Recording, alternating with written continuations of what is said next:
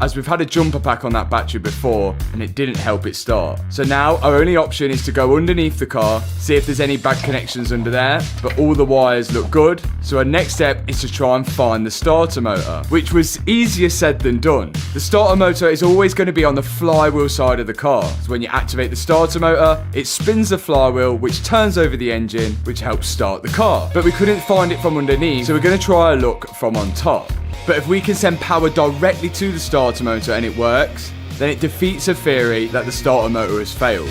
But we still couldn't get to the starter motor. But we are showing a fault with the starter motor, which really should be our main concern right now. Kyle was able to send us diagrams of the starter motor and all the lines that go to it, and even found a picture of the engine and where the starter motor is located, which looked like a right nightmare.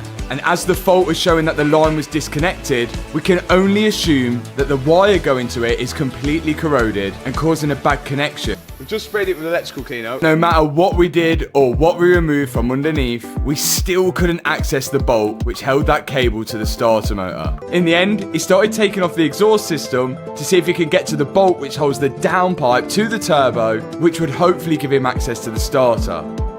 But still, there was no route to it. So the starter motor issue still persists. We're not sure whether it's an engine out job or not.